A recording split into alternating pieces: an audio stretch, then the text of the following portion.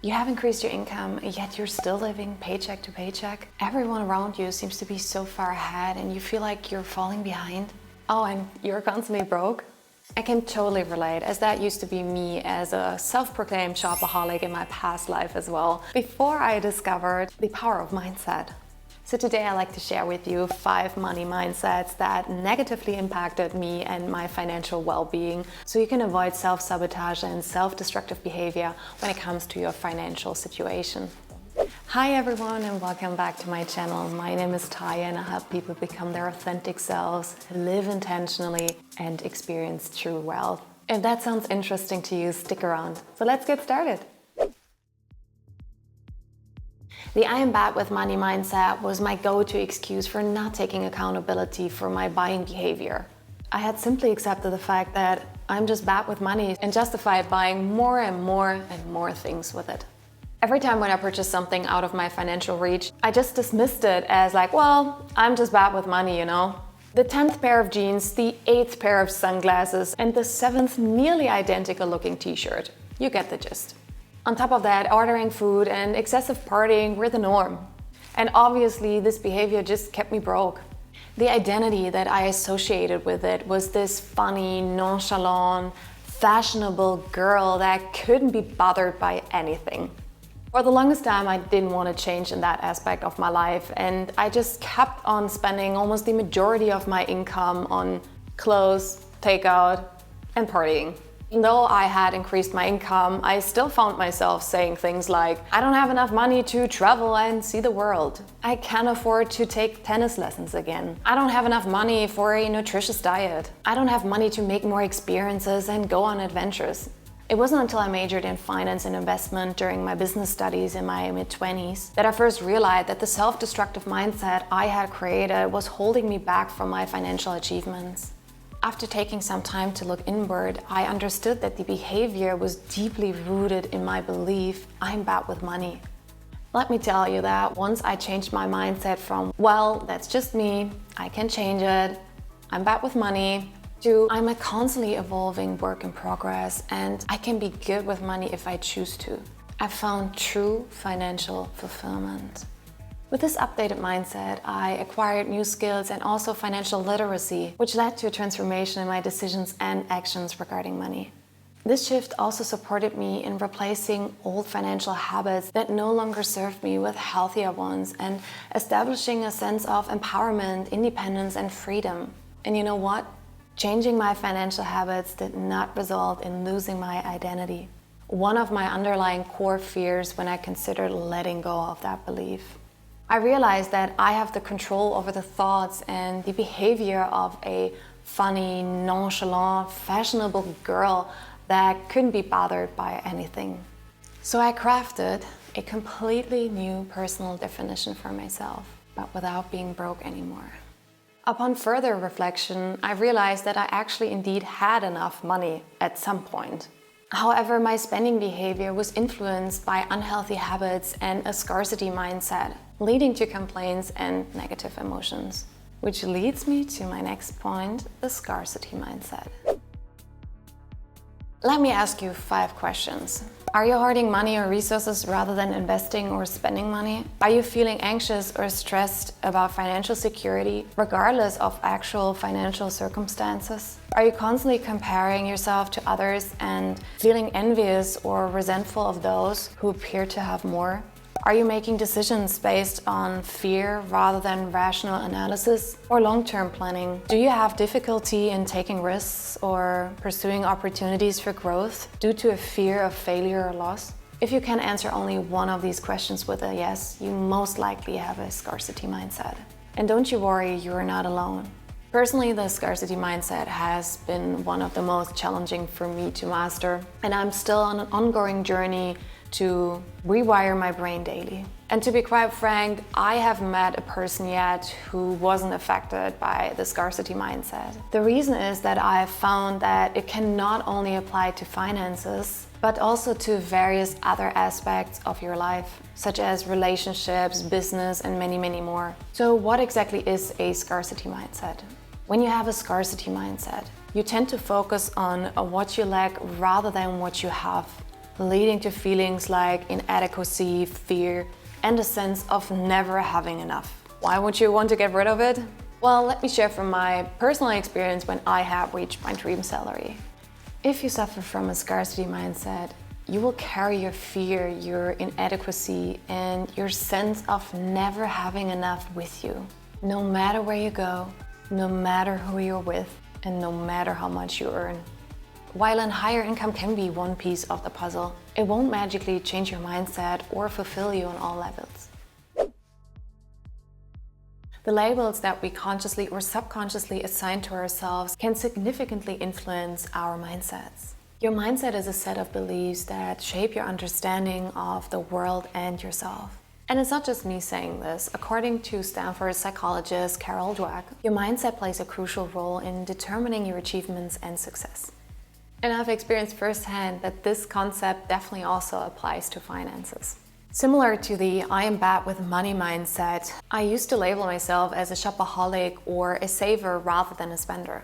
This identification as a shopaholic or spender grew only stronger in my 5 years of fashion retail. Constant exposure to the latest trends and substantial employee discounts reinforced the belief that I couldn't be anything else but a shopaholic. That's just how it is. For a long time, I internalized the belief and developed a fear of letting go of the identity connected with the label, running completely on autopilot. There is immense power in the belief you hold about your identity. And my biggest realization came after I let go of that belief. I actually discovered that identities are not mutually exclusive. Just because you're a saver in some situations doesn't mean you can't be a spender in others, and vice versa. Finding balance and being open to change where needed helped me grow and become more successful, not only in personal finance, but in life overall. With the rise of buy now and pay later services, I've personally witnessed an almost normalization of debt. And it's not just that, even though credit cards have been around for quite some time, according to Forbes Advisor, at the end of 2023, the average credit card debt per borrower was $6,360, about 10% higher than the year before, reaching an all-time high. Both options, buy now and pay later services or credit cards, become even more detrimental when paired with the scarcity principle, a psychological phenomenon that suggests that people place higher value on items perceived to be scarce. Especially in online business, the scarcity principle is used as a marketing tactic to drive sales and create a sense of urgency among consumers. These promotions include limited time or stock availability offers, countdown timers, exclusive access, or one-time only deals. The combination of impulse buying and encouraging customers to take action, tapping into their fear of missing out, is a recipe for that. But it doesn't stop here. Even before these marketing tactics, I can speak from experience that discounts alone create an unexplainable dopamine rush, making you feel extremely good. Unfortunately, only for a split second. Shortly after, however, you're left feeling stress and dissatisfaction again. Perhaps you have worked in fashion retail, but if not, let me tell you that working in fashion retail, similar to healthcare or hospitality, these jobs are thankless jobs where you work yourself to the bone, mentally and physically. And just a little disclaimer here, obviously there are nuances in these jobs that I have just mentioned before, and I've also had extremely good experiences and great employers as well. And it's just my personal experience. So my go-to excuse for my borderline buying addiction was, well, I am saving money after all, aren't I? It got to a point where I was spending the majority of my income on clothes with my employee discount, leaving me worrying about how to even afford proper food and new feelings of regret about why I even bought all these things in the first place. The discounts and the impulse buying felt to me like a pacifier to a child. They consoled me and let me escape from high stress and dissatisfaction, even only for a split second. Yet all it did was keeping me in a vicious cycle of impulse buying and regret, releasing more stress and worries. In psychology, you call this phenomenon symptom displacement. It happens when you try to deal with one problem or symptom, but instead of resolving it, the issue pops up in a different form or place. And that's exactly what happened to me. I falsely equated spending money with happiness or connection and tried to cope with stress by spending more money. But all it did was creating new symptoms, namely regret and worries, caused by the attempt of coping with the stress. I started being honest with myself. Discounts, credit cards, buy now, pay later services are not actual money, but only facilitators to delay your worries. Once I broke free from this mindset, which definitely required some introspection and a shift of my financial habits, I could prioritize my overall financial well-being over short-term desires. As with all things in life, balance is key and knowledge is power. I'm not saying to completely refrain from discounts, credit cards, or buy now, pay later services. However, do it with caution and intention, as it may not always be in your best interest in the long run. Okay, let me paint a picture for this one here. You have just finished your delicious dinner and you're making your way to the couch to just relax a bit. You are contently chilling on your couch, perhaps with your purring cat on your lap, and you enjoy the last sunrise coming through your windows before the sun sets. Everything feels so peaceful. You're content, happy, deliciously blissful, and think, hey, let me check my Insta for a minute. You see someone you know getting a promotion, strangers buying a house, being on an extravagant trip, and having fancy dinners. In a blink of an eye, this wholesome feeling is gone. Suddenly, you feel the pressure to keep up with everyone around you.